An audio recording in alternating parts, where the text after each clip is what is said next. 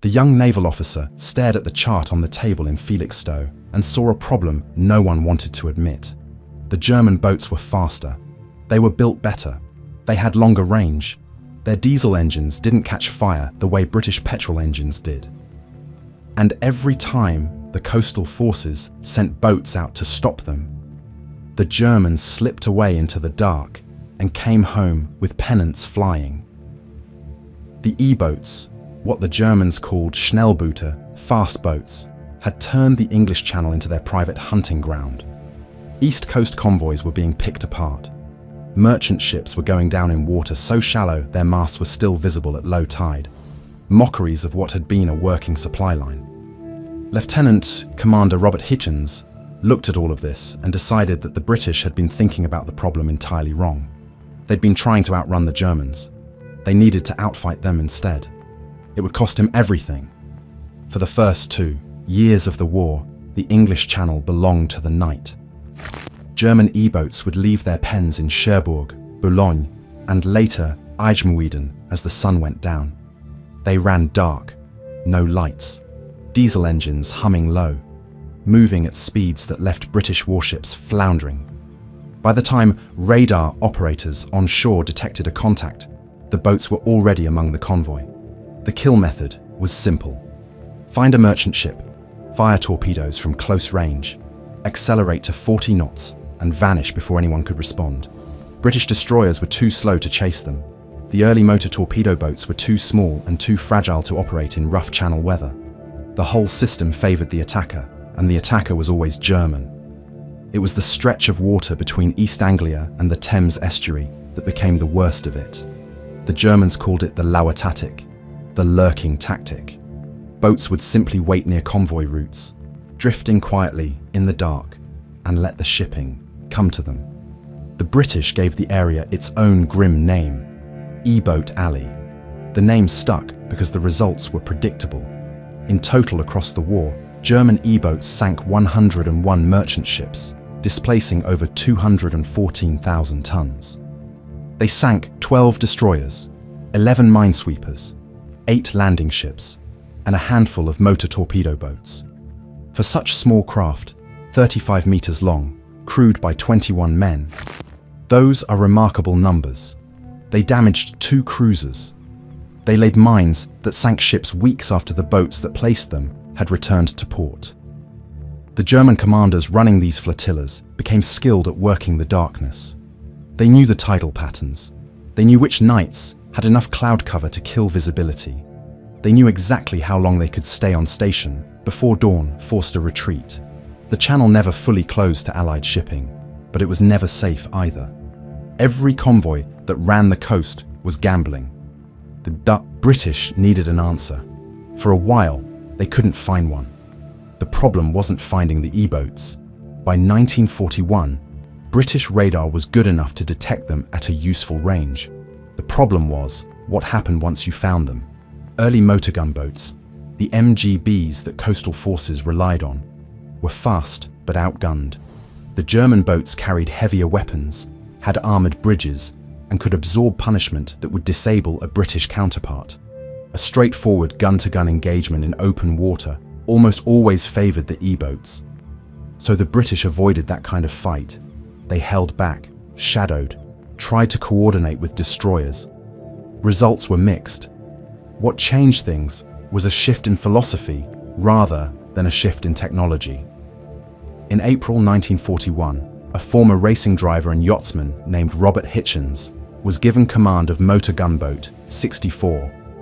He was part of the Royal Navy Volunteer Reserve, a civilian sailor, not a career officer. That distinction, mattered. Career officers followed doctrine. Hitchens looked at the problem fresh. His conclusion was the opposite of conventional thinking. The British had been avoiding close combat because E-boats were harder to sink at range. Hitchens argued that the answer was to close the range to almost nothing, to fight at distances so short that the advantages of German armour and heavier guns became irrelevant, and to press the attack regardless of damage. He called it the Nelson tradition. His crew called him Hitch. By September 1941, Hitchens commanded the 6th MGB Flotilla, becoming the first Royal Navy volunteer reserve officer to command an entire flotilla. He took that position and immediately started testing his theory on the people who had given the Channel its reputation. The night of November 19th and 20th, 1941, Hitchens led his flotilla 10 miles off the Hook of Holland to intercept E-boats returning to base from a raid. They found 5 of them. Hitchens drove in close, exactly as his philosophy demanded.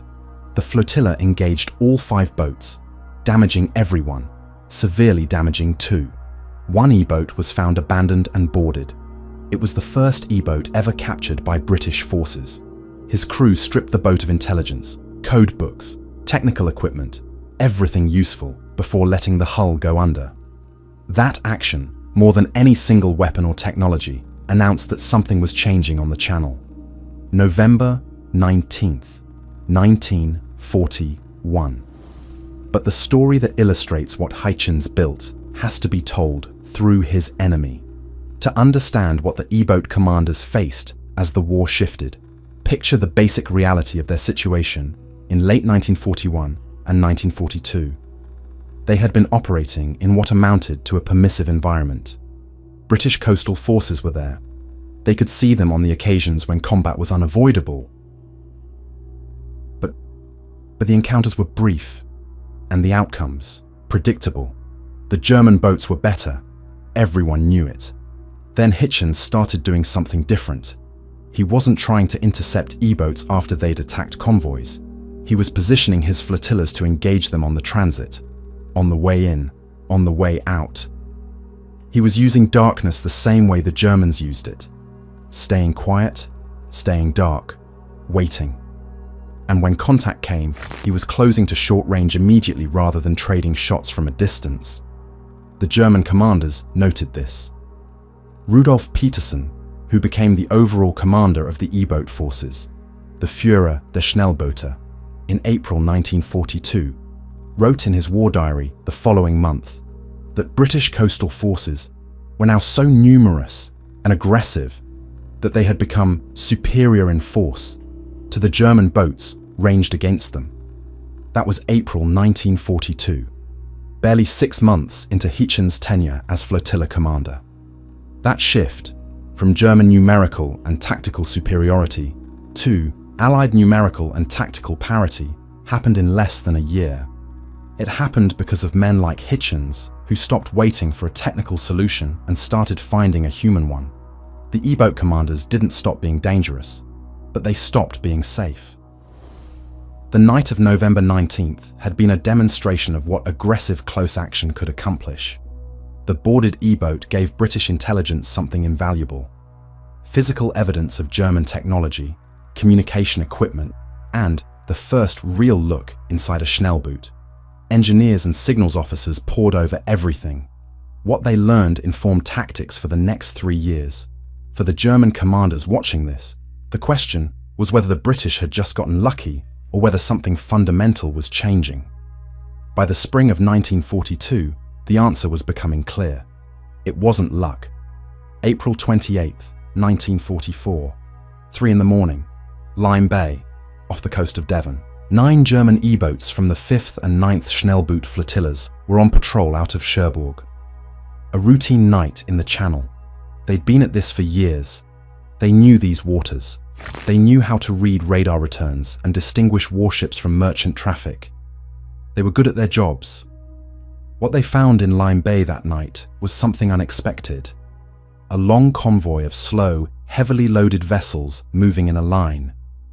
8 tank landing ships, massive, flat-bottomed, full of American soldiers and their equipment. The convoy was moving at 8 knots. The E-boats could do 40. The Germans didn't know it, but they'd stumbled into Exercise Tiger, the American rehearsal for the Utah beach landing at Normandy. 30,000 troops were involved in the exercise. The landing ships were carrying men from the 4th Infantry Division, the engineers, the combat support troops who would hit the beach first. What happened next was a catastrophe that would be kept secret for decades. The convoy escort was incomplete. The destroyer meant to protect the convoy's flank had been damaged in a collision the night before and returned to port. Nobody had told the convoy commander. The Americans had also been monitoring the wrong radio frequency. So, when British radar operators detected the approaching E-boats and tried to warn the convoy, the warning went unheard. The E-boats moved in from the rear. Standard approach. The tank landing ships, for all their size, had little defensive armament. They couldn't maneuver quickly. They couldn't run. Landing ship tank 507 took a torpedo and was immediately on fire. The ship burned from the bow almost to the stern. A petty officer named Angelo Crapanzano had been sleeping below decks with a fever. The action alarm woke him. Then the torpedo hit and everything went dark. He came up through smoke to find the ship burning and men in the water. Landing ship tank 531 was hit by 2 torpedoes shortly after. The ship rolled and sank in 6 minutes. Men in full combat gear went into cold April water. Life jackets were worn incorrectly. Too many hadn't been trained on them, worn around the waist rather than the chest, and when men jumped, the jackets flipped them face down in the water. They drowned with their heads submerged and their feet in the air. Landing ship tank 289 was hit and damaged, but managed to limp back to shore. By the time the attack was over, at least 749 Americans were dead. More died in friendly fire incidents during the beach landing exercise that followed. The total losses from Exercise Tiger exceeded American casualties on Utah Beach itself on June 6th. The whole affair was classified immediately. Survivors were sworn to secrecy. Medical staff treating the wounded were ordered not to ask how the injuries occurred. The full story wouldn't reach the public for decades. For the E-boat crews returning to Cherbourg that morning, it was a successful mission. Tonnage and sunk. Mission accomplished. They had no way of knowing what they'd hit, and the Allies were careful to make sure they never found out exactly. But Exercise Tiger illustrated both sides of the E-boat story simultaneously. What they were still capable of when they caught unprepared targets, and how their effectiveness depended entirely on conditions: darkness, surprise, defenseless targets. Take away any of those elements and the equation changed. The men on both sides of this fight were living in a particular kind of fear that deserves its own examination. The E-boat crews who operated the channel runs understood that they were safe only in the dark. The moment the sun came up, they were exposed to aircraft, to destroyers, to shore batteries. Their entire operational framework was built on the assumption that darkness was protection. For most of the war, that was true. But by 1942 and 43, it was becoming less reliable. British radar was improving. British tactics were sharpening. Coastal forces flotillas were learning to position ambushes along the E-boat routes, rather than merely responding to attacks. The Germans were still often successful. They were professionals with good equipment, but the routine nature of the work was changing. Picture what it was like to serve on an E-boat in 1943. You left port after dark. You ran at speed to your patrol area, engines vibrating under your feet, the smell of diesel everywhere. The boat was small enough that rough weather hit you directly, not mediated by tonnage, the way a destroyer's crew experienced heavy seas, but immediate and physical. The channel in winter is not gentle with 35-meter wooden boats. You arrived on station. You cut engines to listen. You waited. And now, in the later war years, that waiting had a different quality, because the British were also out there, also waiting, also listening. The first sign of a British motor gunboat in the dark might be gun flashes 20 yards away. By the time you identified the threat, the engagement was already happening. The captured E-boat that Hychen's crew boarded in November 1941 had given British intelligence detailed information about German communication procedures, formation tactics, and equipment. The Germans knew this. They knew that their procedures were compromised. They adapted, but adaptation takes time, and the British kept adapting too. What the E-boat crews faced by 1943 wasn't just increased danger. It was the loss of a certainty. The Channel had been their water. The darkness had been their ally. Both were becoming less reliable. You could still be effective. You could still cause tremendous damage. Exercise. Tiger proved that in April 1944. But you couldn't assume safety anymore. And the human cost of operating without that assumption was significant in ways that don't show up in the tonnage statistics. By the end of the war, British coastal forces had fought over 900 actions in home waters. They sank approximately 400 enemy vessels, including 48 E-boats. They fired 1,169 torpedoes. They lost 170 of their own craft. Those are aggregate numbers. They smooth over individual nights. The night of March 10th, 1943. Motor torpedo boat 622 was attacked and sunk by an enemy destroyer off the Netherlands. A telegraphist named Alfred Solomon survived because a hatbox lid he was carrying absorbed the force of an exploding shell. The shrapnel that should have killed him was stopped by pressed cardboard.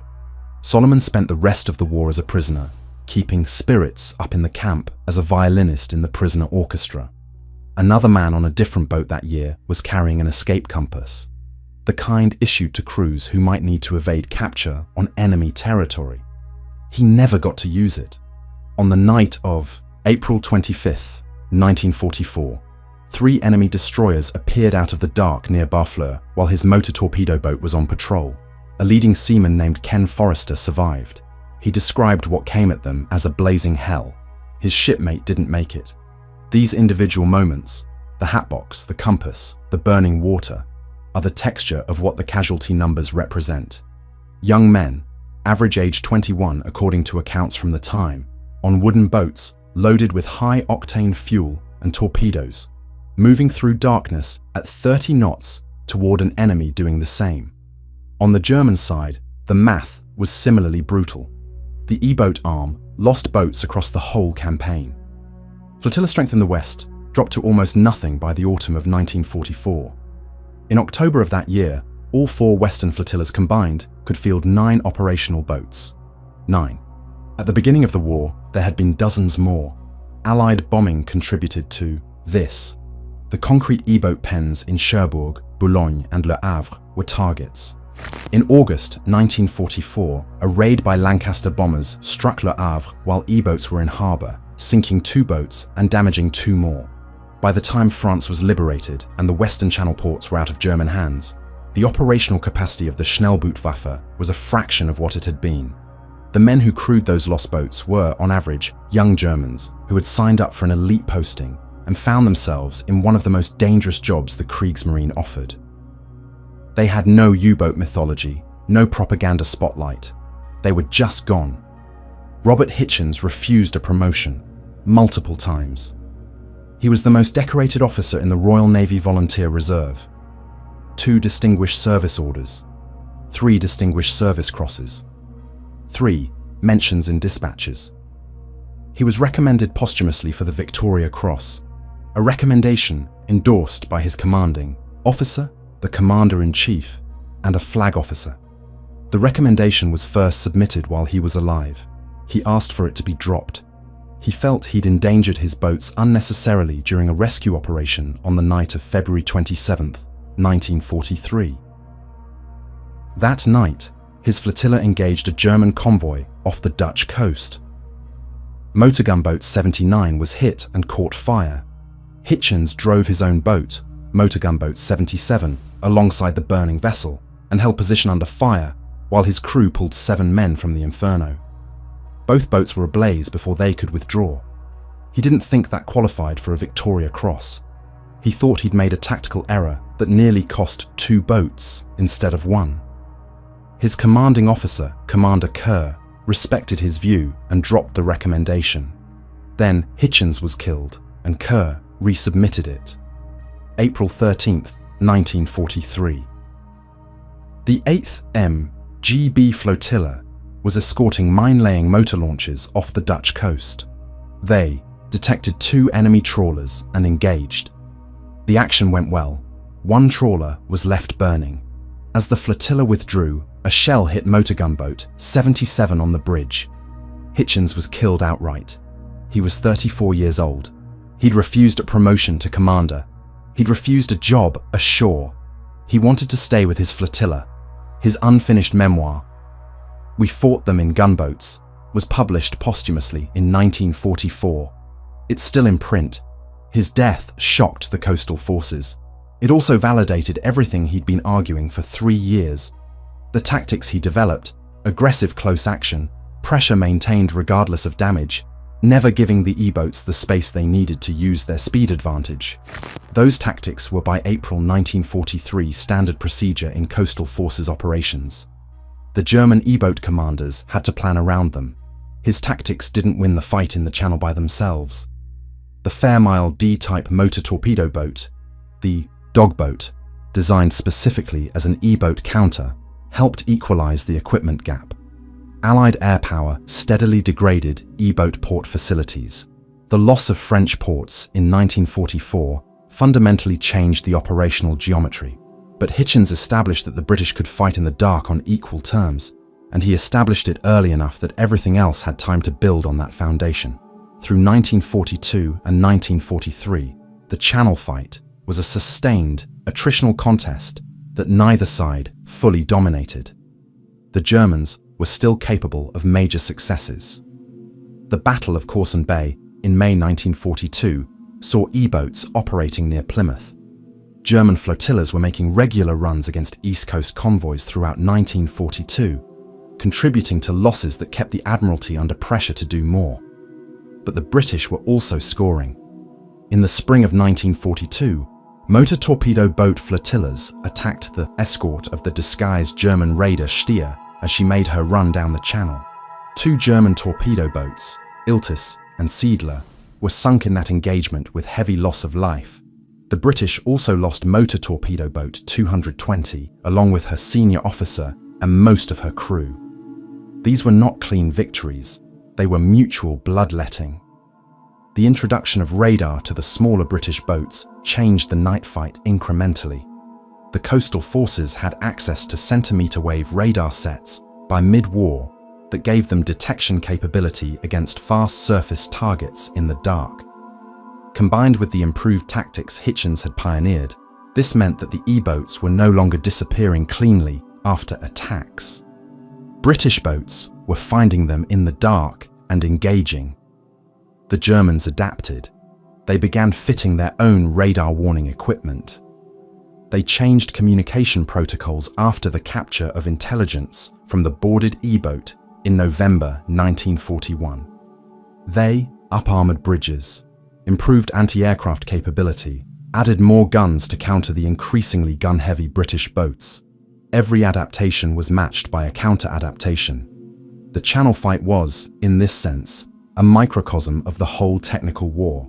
By July 1943, according to accounts of the naval campaign at sea, the initiative in the Channel had passed from Germany to Britain. The E-boats remained operationally active. They would continue raids until the final months of the war. But they were no longer setting the terms of engagement. The last actions against E-boats in the Channel took place in March 1945, 4 months before the German surrender. The boats that fought those final engagements were operating out of Dutch harbours with reduced crews and deteriorating equipment. Their French port facilities long since lost, their operational range curtailed, their numbers a fraction of peak strength. The E-boats' last major strategic opportunity came in June 1944. As Allied forces crossed the Channel for the Normandy landings, Rear Admiral Alan J. Hall assessed the threat picture and identified the E-boat flotillas as one of the few genuine dangers remaining. The Luftwaffe had been largely neutralized. The U-boats had been dealt severe losses in 1943. Minefields were being swept. But the E-boats, operating from their Channel Island and Dutch bases, could still reach the invasion fleet at night. They tried. The result illustrated how far the balance had shifted. The Allies had destroyers positioned specifically to handle E-boat threats, working in coordination with motor torpedo boat flotillas, using the technique Hitchens had pioneered. Destroyers providing superior radar coverage and range finding. Smaller boats vectored in for the close attack. The E-boats made runs at the invasion fleet and found that the darkness that had protected them for 4 years was now populated by opponents who had learned to fight in it as well as they had. Rudolf Peterson, the Führer der Schnellboote, the man who'd noted British numerical superiority back in April 1942, received the Oak Leaves to his Knight's Cross in June 1944 for the E-boat actions against the invasion fleet. The citation credited his boats with sinking landing craft and other vessels off the beachhead. He had managed to keep his force operational and damaging through extremely difficult conditions. He survived the war. He died in January 1983 in an accident in Flensburg on New Year's Eve when fireworks launched by local youths struck him in the face. He was 77. By the time of his death, the boat he'd commanded was long gone. The German E-boat arm that had once controlled the channel at night had spent its final months operating 9 boats from Dutch harbours, fighting motor gunboats in waters that had become steadily and irrevocably Allied. It is worth being clear about what the Channel fight actually decided. The E-boats never threatened British survival the way the U-boat campaign threatened Atlantic supply lines. They were a coastal menace, damaging and costly, but they could not interdict the fundamental flow of war material from America to Britain. Their real strategic significance was different. They demonstrated whether the Allies could secure the Channel for the Normandy operation and whether small craft could play a decisive role in modern naval warfare. The answer to both questions was yes, but at price. Coastal forces, by 1944, numbered 3,000 officers and 22,000 ratings, operating 2,000 craft. That is not a small organization. Building it, training it, losing 170 boats and the crews who went with them, that represented a real investment. The Germans made a comparable investment in their E-boat arm. Both sides paid. The difference was that British coastal forces, in the end, had what they needed where they needed it when June 6th came. The invasion fleet crossed a channel that, while not safe, no body of water in wartime is safe, was secured enough for the largest amphibious operation in history. That security was built partly on the tactics Robert Hitchens worked out in the dark off the Hook of Holland in 1941, fighting a war that most people at the time didn't know was happening. Hitchens never saw the Normandy invasion. He was dead 14 months before the landings. His book came out in 1944 while the war was still going. Officers in coastal forces read it. So did the officers of the American PT boat squadrons who arrived in the Channel in 1944 and were taught the controlling destroyer tactic that British forces had developed, a technique that traced directly to the tactical thinking Hitchens had championed. His flotilla went on without him. The men he'd trained kept fighting. The methods he'd developed kept working. The E-boats kept coming out of their pens in the dark, and British boats kept meeting them, and the Channel kept taking its toll on both. Motor gunboat 77, the boat he died on, was repaired and returned to service. There's no record of who commanded her afterward. The memorial to coastal forces veterans stands at their last base. The gallery dedicated to their story is called the Night Hunters, named after what they were.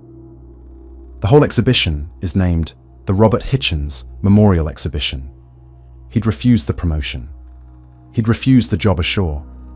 He'd gone back out on the night of April 13th and caught a German shell on the bridge of his boat. He left behind an unfinished memoir, a set of tactics that changed how the British fought the Channel War, and the distinction of being the most decorated officer the Royal Navy Volunteer Reserve ever produced. He was 34. Most of his contemporaries who served through the full war were barely older when it ended.